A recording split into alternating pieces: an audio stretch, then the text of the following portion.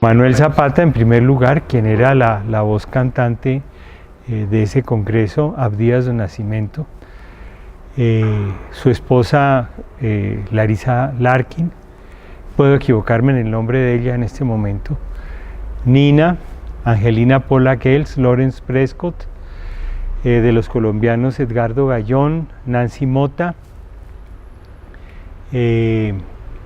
principalmente esas personas fue con quienes yo más interactué.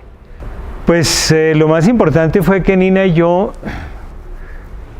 digamos que hicimos una comunión intelectual muy importante, descubrimos una enorme cantidad de temas que nos unían y lanzamos la idea de diseñar un proyecto de investigación sobre la historia y el ejercicio de la antropología en Colombia. Y de ese ejercicio posteriormente salió un libro que ha sido importante en la literatura antropológica, que es Herederos del Jaguar y la Anaconda. Y de ese ejercicio de hacer Herederos del Jaguar y la Anaconda desarrollamos el proyecto Etnodesarrollo de Grupos Negros en Colombia, del cual salió el libro De Sol a Sol, Génesis, Presencia y Transformación de los Negros en Colombia. Ahorita que estaba revisando los documentos de ese primer congreso de la cultura negra en las Américas, pues es muy importante, fue para mí revelador ver que la idea de ese libro realmente está contemplada en la ponencia que Nina hizo en ese congreso. Desde la noción de etnicidad que no se le había reconocido a los pueblos de ascendencia africana, aparece ahí como un reclamo fundamental contra el racismo. El repaso por la literatura sobre el blanqueamiento, en particular el énfasis que hace ella en Frantz Fanon, es muy importante. El énfasis que hace ella en Chambacú Corral de Negros de Manuel Zapata en ese libro, la conexión que hace con los poetas en busca de las raíces africanas de los pueblos negros de hoy en día, y en general prácticamente el proyecto de ese libro está contenido en esa ponencia. Esa ponencia es entonces del año 77, ¿verdad? Es decir, 9 años antes de que publicáramos ese libro. Y ¿cuántos años? Sus 6 años antes de que iniciáramos el proyecto de investigación que dio lugar a ese libro. Repasando esa ponencia, yo sí me lamento de no haber conocido a Nina como profesora universitaria. Ya en ese momento ella estaba retirada de ese ejercicio, pero si yo miro lo que ella manejaba en ese momento y manejó a lo largo de su vida, y que está condensado no solamente en su obra, sino en los datos de su archivo, sobre el cual ustedes tienen tanta familiaridad, uno se da cuenta de la magnitud intelectual y académica de ella. Y yo me decía viendo esa ponencia que cómo hubiera sido de beneficioso haber tenido un seminario con ella sobre el tema que está desarrollado en esa ponencia. Un seminario formal donde ella le hubiera exigido a uno leer a los autores que ella menciona. Infortunadamente para esa época ella ya había dejado la docencia por las presiones políticas en la Universidad Nacional, y unos años más tarde tendría que abandonar el Instituto Colombiano de Antropología también por presiones políticas. Yo hice una ponencia sobre los pueblos de la zona plana del norte del Cauca, en el sentido de una súplica prácticamente de igualdad sociocultural y económica, porque dentro de la investigación, yo participaba en la evaluación de los proyectos de acción social que desarrollaba la Facultad de Medicina de la Universidad del Valle.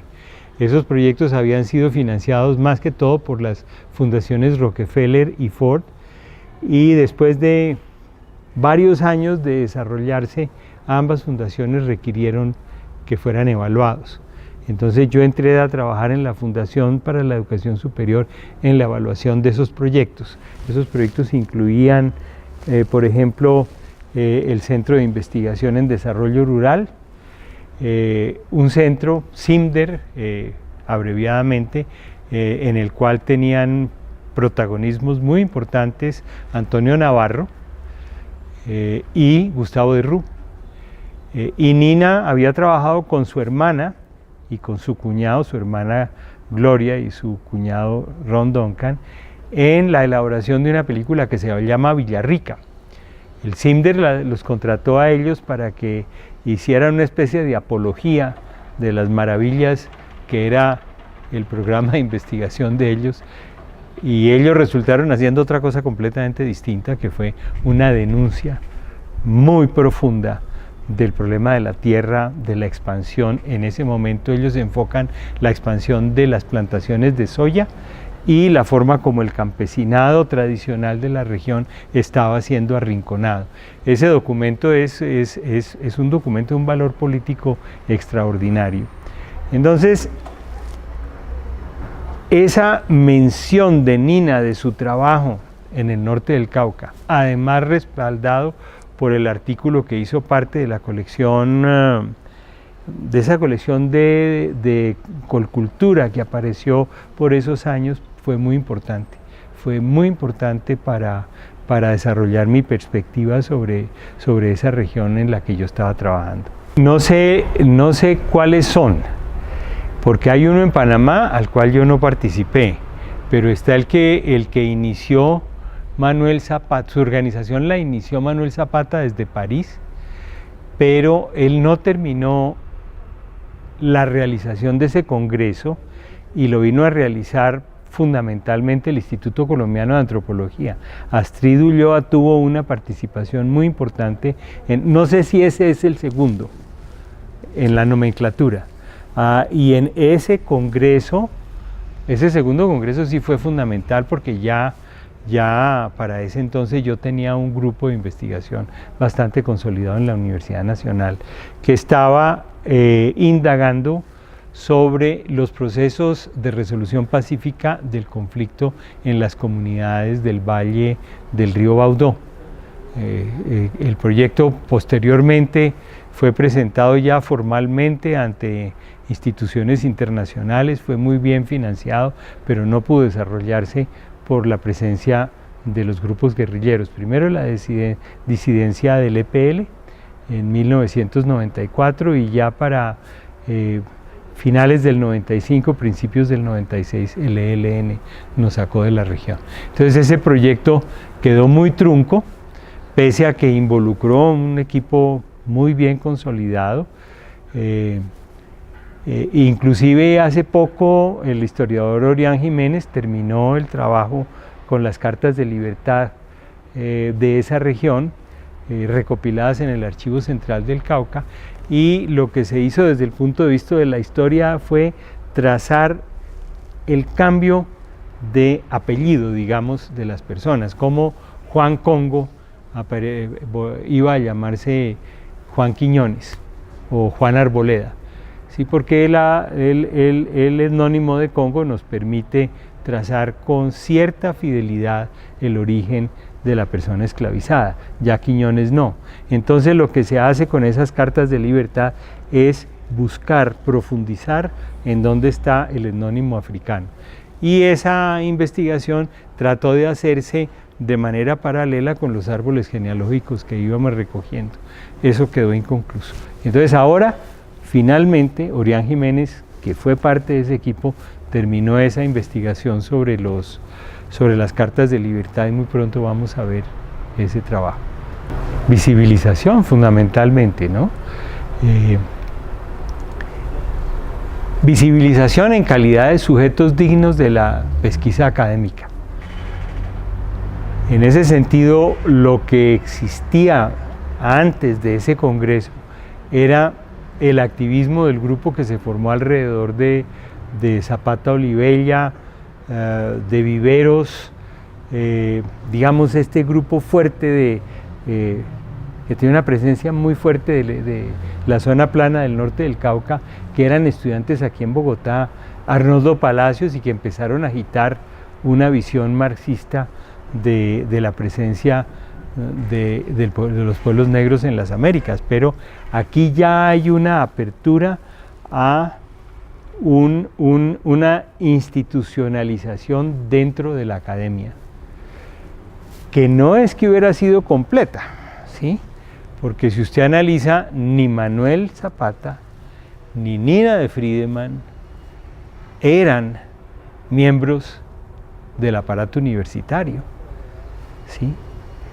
Ellos impactan la academia, pero desde posiciones relativamente marginales con respecto a la universidad. Reitero, Nina ya había salido de la Nacional y realmente lo que ella hace, que usted me pregunta qué me impresionó, pues el trabajo sobre el río Huelmambí, trabajo fotográfico sobre el río Huelmambí, ella lo presentó en ese congreso. Ella fue con Patricia Rodríguez y María Victoria Uribe y montaron las megafotografías que habían hecho de la minería y de la agricultura en el río Huelmambí. Entonces había una gran exhibición que fue muy impresionante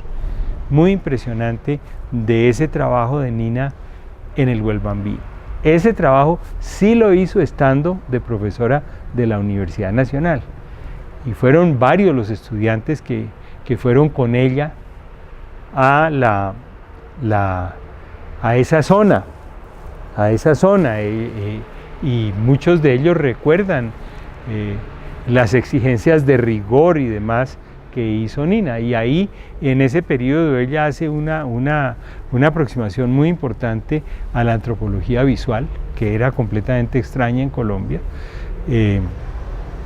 Y Jessy Reyes, por ejemplo, es una persona que se forma, ya él no está en Colombia desde hace años, se forma en ese periodo. Jaime Atencio, que yo recuerde, esos dos nombres son importantes, pero otros estuvieron con ella en trabajos de campo que ella organizaba desde la Universidad Nacional, pero ya en ese momento ya ella no hace parte de la Universidad Nacional. Sin embargo, ese trabajo que presenta, que originalmente ocupó las arcadas del Museo Nacional de Colombia, entonces se llevó a ese congreso y fue muy impactante porque estaba allí una muestra visual de qué era esa etnicidad de los pueblos de ascendencia africana, por una parte, pero por otra parte su grado de marginalidad y exclusión del transcurso nacional. Lo que yo sí puedo decir es el impacto que tenía la obra de Manuel en los trabajos etnográficos sobre la llanura caribe. Y el hecho de que yo hable de sus trabajos escritos no trata de ignorar el papel del Congreso. Lo que pasa es que creo que ese Congreso estaba hecho con retazos muy importantes de la obra de Manuel. El que Delia estuviera en el Congreso indica la importancia del trabajo conjunto, porque Manuel y Delia, usted sabe muy bien, hicieron un recorrido por toda la llanura caribe, recogiendo infinidad de testimonios, músicas, danzas y demás. Y yo siempre destaco, porque para mí la obra que más me ha impactado de las de Manuel Zapata es la de En Chimá nace un santo. En Chimá nace un santo, donde es una obra que refleja muy bien el pensamiento de lo triétnico que contempló Manuel. Y recuerde usted que ese congreso hace énfasis en las nociones de mestizaje y demás, y de esa manera en una obra como En Chimán nace un santo, uno se percata muy bien de esa noción de trietnicidad que manejó Manuel, que no es una, como le dijera, a veces esa trietnicidad es como mezclar tintas de distintos colores y después ya no se sabe cuál fue el aporte de cada tinta. En este caso, el aporte de Manuel sí permite ver las raíces de cada uno de los troncos aportantes. Entonces, pues en ese sentido yo no podría trazar lo que usted me dice sobre el Congreso Negro, pero sí sobre la obra de Manuel. Y esto es mucho antes de que hubiera salido Chango el Gran Putas, ¿no?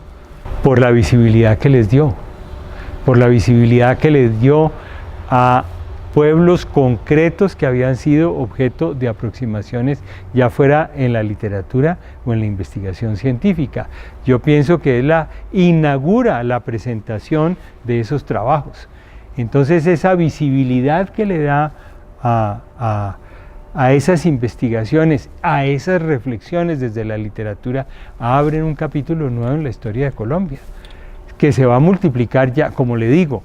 Está el Congreso Negro de las Américas, pero 2 años más tarde, el primer Congreso Nacional de Antropología en Colombia. Y en ese Congreso ya hay un escenario fuerte, consolidado, para hacer la presentación, el balance inicial de cuál había sido el aporte de la antropología a la consolidación de esos estudios. Y claro, el balance es bastante negativo y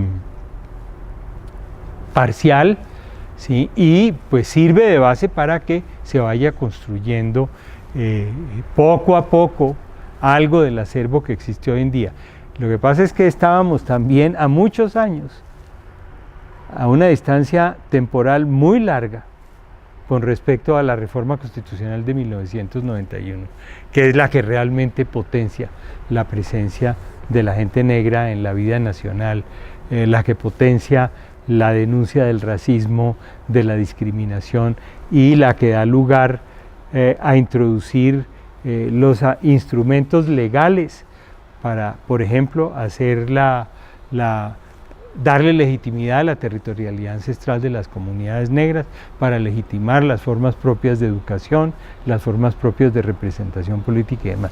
Pero si usted mira la ponencia de Nina, ahí están gérmenes de eso, ¿sí? Porque como sucedió el 27 de agosto de 1993 en la celebración que hicimos, porque en esa fecha el presidente Gaviria firmó públicamente la Ley 70, y después de esa firma en Quibdó hubo una celebración en la sede de la Organización de Barrios Populares que presidía Zulia Mena, y todos los asistentes a esa celebración reconocieron que sin el aporte de Nina hubiera sido imposible haber llegado al punto que llegamos en ese momento. Entonces, si usted mira la ponencia de Nina en ese congreso, están muchos de los fundamentos de lo que iría madurando posteriormente.